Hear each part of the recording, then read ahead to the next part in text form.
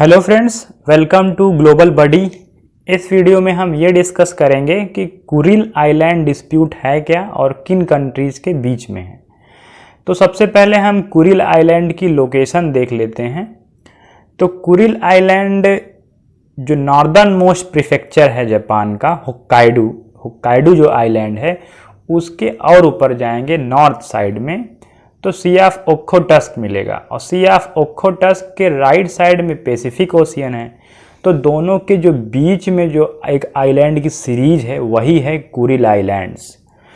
तो ये तो एक सीरीज है, तो पूरे आइलैंड जो पूरा कुरिल आइलैंड है उस पर डिस्प्यूट नहीं है। बेसिकली जो नीचे के 4 आइलैंड हैं कुरिल आइलैंड के ही पार्ट हैं वो, तो उन चारों को लेकर के डिस्प्यूट है, और चारों के नाम हैं सिखोतन, कुनासिर, इतुरूप, हबोमाई। और जो कुरिल आइलैंड है इसको रसिया तो कुरिल आइलैंड से बोलता है, और जो नीचे के 4 आइलैंड हैं वो नीचे हैं तो उसको साउदर्न कुरिल बोलता है रसिया। लेकिन जापान इसको कुरिल आइलैंड नहीं बोलता, जापान इसको नॉर्दर्न टेरिटरीज बोलता है कि ये नॉर्दर्न टेरिटरीज है, हमारा सॉवरेन राइट है, रसिया का इस पर कब्जा है। तो रसिया वर्ल्ड वार सेकेंड के बाद से ही वहाँ से जापानीज को भगा करके रसिया का ही वहाँ पे कब्जा है वर्ल्ड वार सेकेंड के बाद से। लेकिन दोनों का ये क्लेम है कि नहीं, ये इस जो कुरिल आइलैंड पे हमारा सोवरेन राइट है, दोनों कंट्रीज ये क्लेम करते हैं, और दोनों कंट्रीज तरह तरह के ट्रीटी का भी हवाला देते हैं। तो जैसे कि जापान का ये कहना है कि सिमोदा ट्रीटी हुई थी 1855 में, जिसके थ्रू हमको सोवरेन राइट मिल गया था। इसी तरह एक treaty for the exchange of Sakhalin हुई थी, यानी कि सखालिन क्या है कि सखालिन रूस ले लेगा, वहाँ पे गवर्न करेगा, और उसके बदले हमको कुरिल पे हमारा अधिकार हो जाएगा। 1875 में ऐसी ट्रीटी हुई थी कि हाँ कुरिल अब जो है सखालिन का एडमिनिस्ट्रेशन रसिया करेगा, और जापान को कुरिल आइलैंड पे सोवरेन राइट मिल जाएगा। 1875 में ऐसी ट्रीटी हुई थी, ऐसा जापान का कहना है। और इसी तरह सेंट पीटर्सबर्ग ट्रीटी का भी हवाला जापान देता है कि इसके थ्रू हमको सोवरेन राइट मिल गया था। और 1905 में एक युद्ध भी हुआ था रसिया और जापान का, जिसमें जापान विन कर गया था। तो उसके बाद पोर्ट्समाउथ ट्रीटी हुई थी 1905 में, तो उसके थ्रू भी जापान का ये क्लेम है कि उस समय भी हम ट्रीटी हुई थी तो फिर हमको सोवरेन राइट मिल गया। तो ये जापान का स्टैंड है। इसी तरह रसिया का भी कहना है कि याल्टा एग्रीमेंट हुआ था 1945 में, पोट्सडैम डिक्लेरेशन हुआ था 1945 में, जिसके थ्रू सोवरेन राइट हमको मिल गया था कुरिल आइलैंड का। और ये भी कहना है रसिया का कि सैन फ्रांसिस्को ट्रीटी हुई थी 1951 में, वहाँ से तो हमको लीगल एक एविडेंस भी हमारे पास है कि हाँ जापान ने एक्नॉलेज कर लिया था कि कुरिल आइलैंड पे सोवरेन राइट अब रसिया का है। लेकिन इसके लिए सैन फ्रांसिस्को ट्रीटी पर जापान का ये कहना है कि ये तब लागू होती जब हमारे दोनों कंट्रीज के बीच में एक पीस एग्रीमेंट होता, लेकिन कोई पीस एग्रीमेंट तो हुआ नहीं, पीस ट्रीटी तो हुई नहीं। तो फिर ये जो सैन फ्रांसिस्को ट्रीटी है 1951 की, जिसकी वजह से हम एक्सेप्ट कर रहे थे कि हाँ अब रसिया का सोवरेन राइट हो जाएगा कुरिल आइलैंड पे, अगर पीस ट्रीटी होती है तो। लेकिन कोई पीस ट्रीटी हुई नहीं, इसकी वजह से सोवरेन राइट तो हमने आपको दिया नहीं था कुरिल आइलैंड का उस समय भी। ये जापान का कहना है। तो दोनों के अलग अलग स्टैंड है, तो दोनों ने अलग अलग अपने एक्सप्लेनेशन भी दिए हैं। लेकिन हुआ क्या था कि 1956 में सोवियत रसिया, और क्या रसिया पहले जो है जब डिसइंटीग्रेट नहीं था तब वो सोवियत था, सोवियत कहते थे। तो USSR, united states of Soviet Russia था, अब तो डिसइंटीग्रेट हो गया तो अब रसिया बोलते हैं।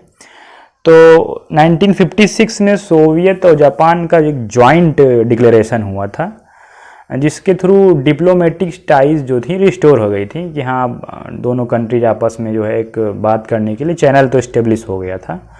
और ये भी उसमें हुआ था कि हाँ अब आगे हम पीस ट्रीटी भी कर लेंगे, और उस पीस ट्रीटी में ये हुआ था कि हाँ पीस ट्रीटी हो जाएगी तो रसिया जो था, रसिया का तो पूरे कुरिल पे आइलैंड पे कब्जा था, लेकिन रसिया ये कह रहा था कि नहीं अगर पीस ट्रीटी हो जाती है तो सिखोतन और हबोमाई आइलैंड हम आपको दे देंगे।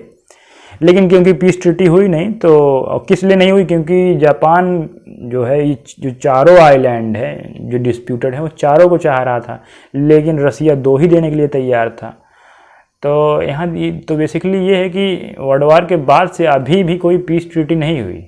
तो ऑफिशियली ये दोनों में वार तो चल रहा है, बस एक आपका सीज फायर मेंटेन है बस, बाकी वार का अभी भी कोई पीस ट्रीटी हुई नहीं। अभी ऑफिशियली दोनों कंट्री में वार ही चल रहा है, क्योंकि पीस ट्रीटी तो कोई हुई नहीं। बस क्या हुआ है वो बेसिकली एक सीज फायर हुआ है बस, कि हाँ कोई हम इधर से भी फायर नहीं होगा, उधर से भी नहीं होगा। तो अब क्या है फिर उसके बाद फिर 1950s में और 1855 1875 इस समय तो काफ़ी प्रयास हुए हैं। उसके बाद से फिर कोई प्रयास नहीं हुआ। 1991 में भी कोशिश की गई कि कुरिल आइलैंड डिस्प्यूट सॉल्व हो जाए, लेकिन अब क्या है, अब रसिया एकदम से नकार रहा है कि नहीं, अब कोई डिस्प्यूट है ही नहीं, सारी की सारी टेरिटरी हमारी है, पूरा कुरिल आइलैंड हमारा है, हमारा जो है सोवरेन राइट है। तो अब बिल्कुल से नकार रहा है। तो ये तो जो डिस्प्यूट है काफ़ी पुराना है, तो अचानक से न्यूज़ में कैसे आ गया कुरिल आइलैंड डिस्प्यूट? तो ये न्यूज़ में इसलिए आ गया क्योंकि अभी हम देख ही रहे हैं यूक्रेन और रसिया के बीच में युद्ध चल रहा है।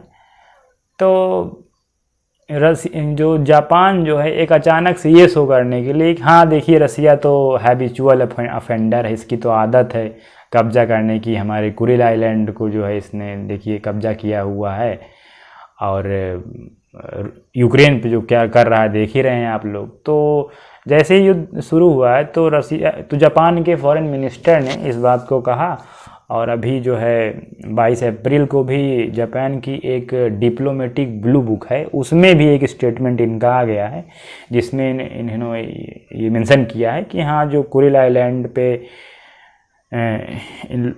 आइलैंड है उस पर रसिया का इलीगल ऑक्यूपेशन है। तो ये काफ़ी हार्श वर्ड है। अभी 2 दशक से बहुत ही नॉर्मल स्टैंड रहता था जापान का कि हाँ हम लोग के बीच में आइलैंड को लेकर के डिस्प्यूट है, ऐसे नॉर्मल से स्टेटमेंट रहते थे। मगर इस बार क्या है कि जापान के विदेश मंत्री ने भी और जापान के जो डिप्लोमेटिक ब्लू बुक में भी इस तरह से हार्ड वर्ड का यूज किया गया है कि इलीगल ऑक्यूपेशन है रसिया का कुरिल आइलैंड पे। तो इस तरह के हार्श वर्ड्स यूज हो रहे हैं। तो अचानक से इसलिए ये कुरिल आइलैंड न्यूज़ में है। और जापान के लिए बहुत बड़ा कंसर्न तो ये भी है कि अभी यूक्रेन और रसिया में वार चल रहा है। तो इस वार में रसिया की बढ़ चढ़ के हेल्प कौन कर रहा है? चाइना कर रहा है। तो जापान को प्रॉब्लम ये है कि जो साउथ चाइना सी है उसमें एक आइलैंड है सेनकाकू आइलैंड, उस आइलैंड को लेकर के चाइना और जापान में विवाद है, और कुरिल आइलैंड को लेकर के रसिया और जापान में विवाद है। यानी कि जापान के लिए तो जापान का तो चाइना से भी विवाद है, जापान का रसिया से भी विवाद है, दोनों कंट्रीज से विवाद है, और दोनों की फ्रेंडशिप अब और डीप होती जा रही है, क्योंकि युद्ध के समय में चाइना रसिया की हेल्प कर रहा है, तो उसके साथ और भी बढ़ चढ़ के ट्रेड कर रहा है। लेकिन यूएस एलाइड कंट्रीज जो भी हैं वो अपने अलग अलग इस समय स्टेटमेंट्स दे रही हैं रसिया के खिलाफ में कि हाँ रसिया एग्रेसर है, रसिया गलत कर रहा है। तो इसी की देखते हुए, और इस समय राइट टाइम भी था जापान के लिए कि अपने जेन्युइन कंसर्न को वो भी रेज करे, और इस समय उसकी भी बात जो है सुनी जाएगी, काफ़ी वैलिड भी है इसका ये पॉइंट, और टाइमिंग बहुत ही परफेक्ट है। तो अब